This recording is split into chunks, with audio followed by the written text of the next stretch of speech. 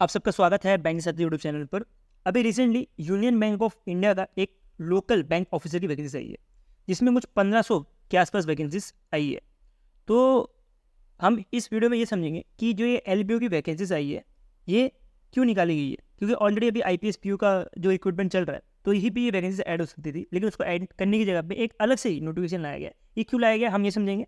इसके बाद हम ये समझेंगे जो भी हिंदी स्पीकिंग स्टूडेंट्स है ये दूसरे स्टेट्स में अप्लाई कर सकते हैं, तो इनको क्या क्या डिसएडवांटेज हो सकता है या क्या क्या एडवांटेज होगा जो अभी नोटिफिकेशन आया है इसका, हम इस वाले वीडियो में सब कुछ कवर करेंगे।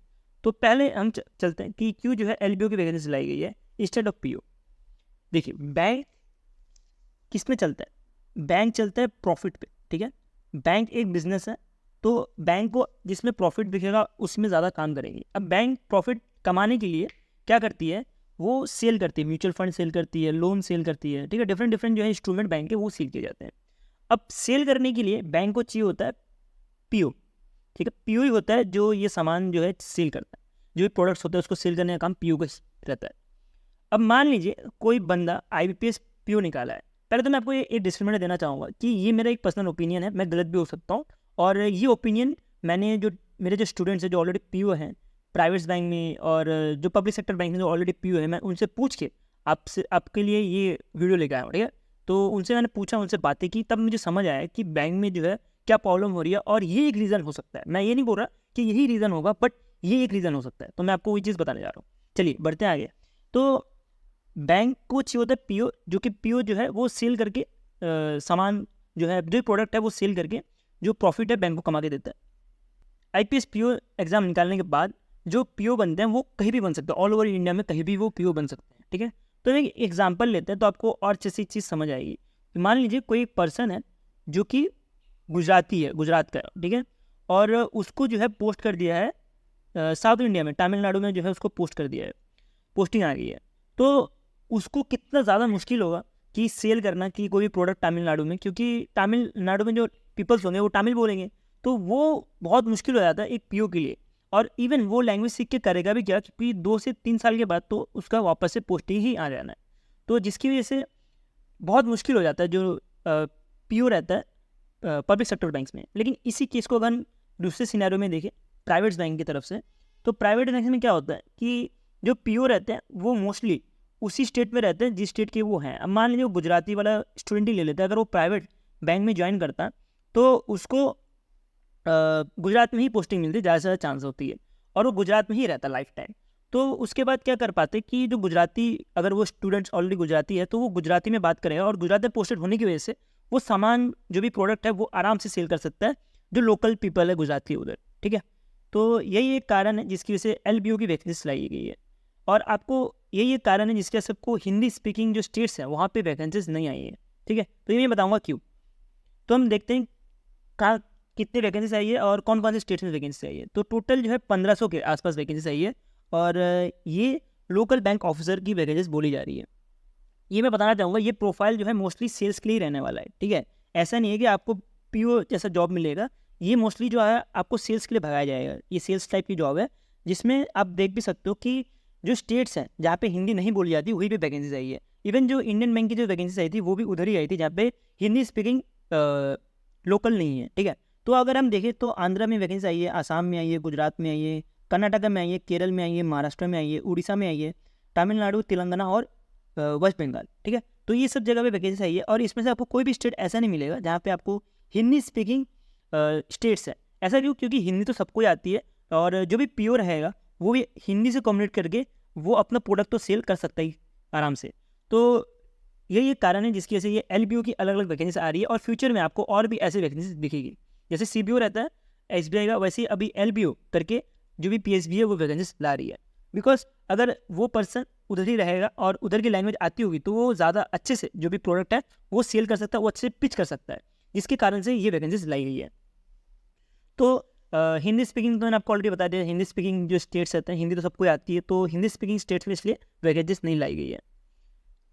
तो अब हम समझते हैं क्या क्या एलिजिबिलिटी क्राइटेरिया है इसका। तो आप एलिजिबिलिटी क्राइटेरिया देख सकते हो कि 20 से जो 30 साल के जो ग्रेजुएट्स हैं वो इसके लिए एलिजिबल है। सिर्फ सिंपल ग्रेजुएट होना चाहिए, फुल टाइम या तो रेगुलर जो भी बैचलर डिग्री किसी भी स्ट्रीम में किया हो आप इसमें एलिजिबल हो, और इसमें कुछ कुछ कंसेशन भी है, जैसे कि ओबीसी के लिए 3 साल का है, एसटी एससी के लिए 5 साल का है, जो नॉर्मल जो कंसेशन रहता है एज का वो दिया गया है। ठीक है, तो अगर आपको लैंग्वेज आता है तो आप अप्लाई कर सकते हो। ठीक है, कोई इशू नहीं है। अब अगर आपको मान लीजिए आपको आसाम में अप्लाई करना है, तो अगर आपको आसामीज आती है तो आप अप्लाई कर सकते हो। गुजरात में अगर अप्लाई करना है तो आपको गुजराती आती है तो आप अप्लाई कर सकते हो। अब हम बात कर लेते हैं वो स्टूडेंट जो कि हिंदी स्पीकिंग स्टूडेंट्स है, जैसे कि बिहार के हो गए, यूपी के हो गए, मध्य प्रदेश के हो गए, जो चाह रहे हैं कि हम जो है साउथ में अप्लाई कर दें या गुजरात में अप्लाई कर दें। ठीक है, तो वो चाह रहे हैं तो वो डेफिनेटली अप्लाई कर सकते हैं, कोई इशू नहीं है। बस उसमें एक डिसएडवांटेज रहेगी आपके लिए कि आप जो है उसी स्टेट में रहोगे। मतलब अगर आपने मान लीजिए कि आपने तेलंगाना से अप्लाई कर दिया तो आप तेलंगाना में ही ज़िंदगी भर रहोगे, और आपको जो है लैंग्वेज का टेस्ट देने के लिए कुछ ज़्यादा टाइम भी नहीं दिया जाएगा। ठीक है, ऐसा नहीं है कि आरआरबी पीओ का एग्ज़ाम है जहाँ पे आपको 6 महीने का टाइम दे दिया गया हो। ठीक है, इसमें आपका एग्ज़ाम का जैसी रिजल्ट आएगा, उसके जब डॉक्यूमेंट वेरिफिकेशन ये सब हो जाएगा, उसके बाद आपका जो है एलपीटी हो जाएगा। ठीक है, ऐसा नहीं आपको ज़्यादा टाइम दिया जाएगा, इंस्टेंट जो है एलपीटी हो जाएगा। तो इसके लिए अगर आपको उस स्टेट की लैंग्वेज आती है तभी आप अप्लाई करो।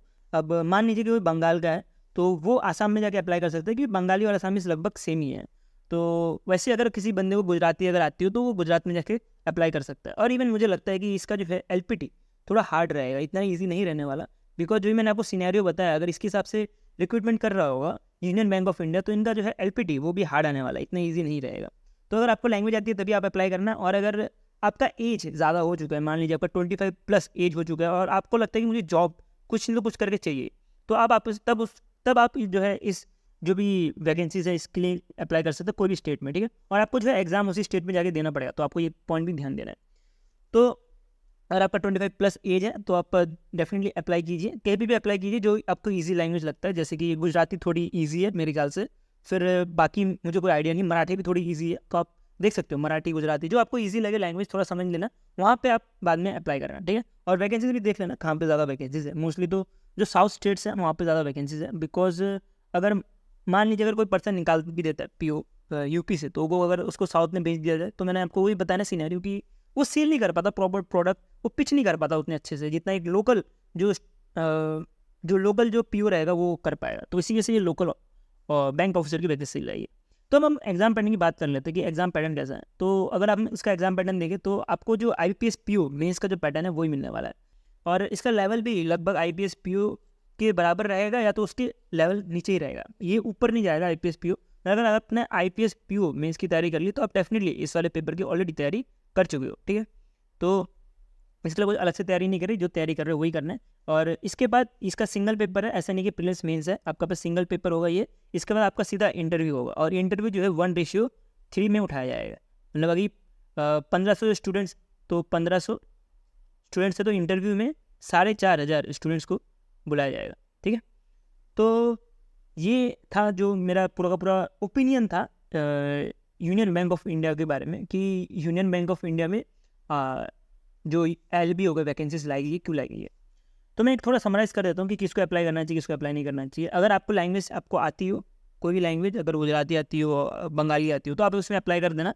और अगर आपकी एज 25+ है और आपको लैंग्वेज नहीं आती और आपको लगता है कि मुझे जॉब चाहिए कुछ भी करके, तो आप अप्लाई कर सकते हो, कोई इशू नहीं है। आपका ज़्यादा से ज़्यादा क्या ही होगा, एलपीटी में आप निकल जाओगे, लेकिन क्या पता आपका एलपीटी में लग जाए किसी वजह से। अगर एलपीटी ढीला ले रहे हो, ठीक है, तो फिर आपका निकल सकता है। ठीक है, लेकिन मुझे नहीं लगता कि एलपीटी अच्छे से नहीं लिया जाएगा, एलपीटी अच्छे से लिया जाएगा तभी तो ये जो लोकल ऑफिसर वैकेंसी से अलग से लेके आ रहे हैं, ये तो लेके नहीं आते। ठीक है, सो मैं होप करता हूँ जो भी मैंने आपको समझाया है वो आपको समझ आया, और आपके माइंड में थोड़ा तो क्लियरेंस आ गया होगा कि जो है एलबीओ की वैकेंसी लाई गई है, और कौन से स्टूडेंट को जो है अप्लाई करनी चाहिए, कौन से स्टूडेंट को अप्लाई नहीं करनी चाहिए। सो अगर वीडियो अच्छा लगा तो लाइक कर देना, और अभी के लिए इतना रहता है। Thank you for watching this.